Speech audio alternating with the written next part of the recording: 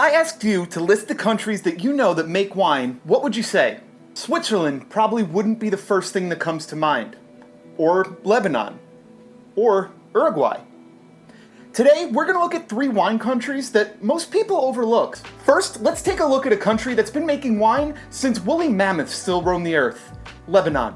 Lebanon has been making wine for about 5,000 years, and the Bekaa Valley has been at the forefront of their winemaking industry for most of that time. Over the millennia, East Bekaa has provided wine to the Phoenicians, the Persians, and the Romans. Today, Chateau Moussard, a champion of the modern natural winemaking movement, carries on the traditions of the Bekaa Valley. Their flagship wine, Chateau Moussard, is known for its longevity and elegance, but maybe their most accessible wine is Chateau Moussard's Moussard Jaune Red. Moussard Jaune is an unoaked blend of Cinsault, Syrah, and Cabernet. The goal? A fresher wine meant to be consumed much younger than the more expensive and long-lived Chateau Moussard. So this wine is made up of Cinsault, Syrah, and Cabernet in that order. Cinsault, which makes up half of the blend, brings bright red fruit like pomegranate and cranberry and lively acidity. Syrah, on the other hand, contributes mid-palate weight and some darker, like black cherry type of fruit. Cabernet, at a supporting 15%, brings tannin and reinforces that dark berry core. These 3 grapes come together to give you something with a lot of depth for not a lot of money. If you want to experience a region that has been making wine since before the pyramids at Giza were built, Jaune Rouge is a great bottle to start with. Lebanon may have one of the oldest wine cultures on earth, but let's move to a country that's more of an up-and-comer. A place most people probably don't even know they can find wines from. Uruguay. Uruguay's modern winemaking industry only dates back to 1870, beginning with immigrants from the Basque region and Italy.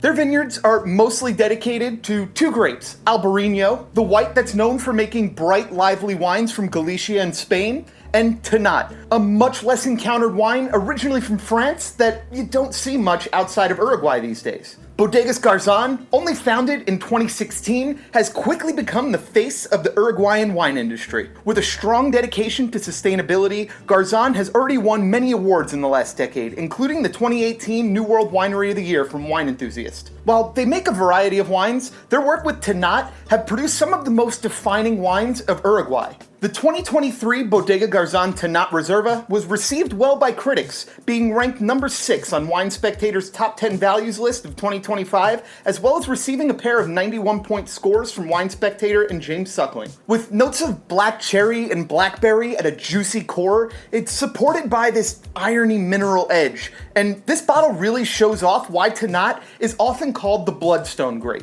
If you've never tried a Tannat before, this is a really good place to start. While Uruguay, a newer region, has quickly found itself on the world stage, there's another country that's been at it for thousands of years and, kind of on purpose, has kept itself out of the conversation: Switzerland. Switzerland has quietly been making wine for close to 2,000 years. Most people aren't aware of the burgeoning wine culture in Switzerland because they drink most of their wines themselves. Less than 2% of the wine produced in Switzerland in 2019 was exported, and most of that went to Germany. While much of the production in Switzerland is dedicated to the famous Pinot Noir, the unsung hero of Swiss winemaking is Chasselas, a white grape that makes bright aromatic wines. Chandra Kurt, easily Switzerland's most famous wine writer, has taken the initiative to bring Swiss wine to the world by introducing international markets to wines that show off the terroir and style the Swiss have been secretly enjoying for many, many years. Glau Glau is kind of a fun term that you see in like the natural wine circles out there.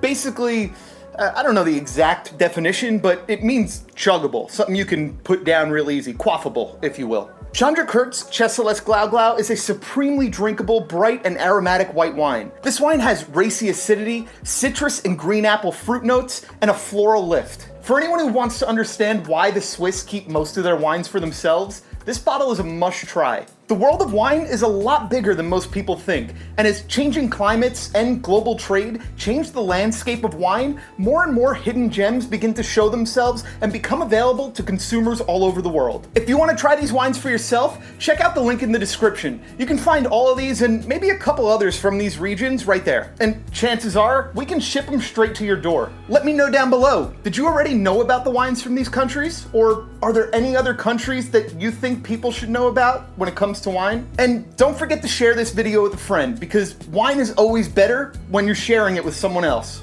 Anyway, I think that's it for me this week. I appreciate you watching, and I'll see you next week. Adios.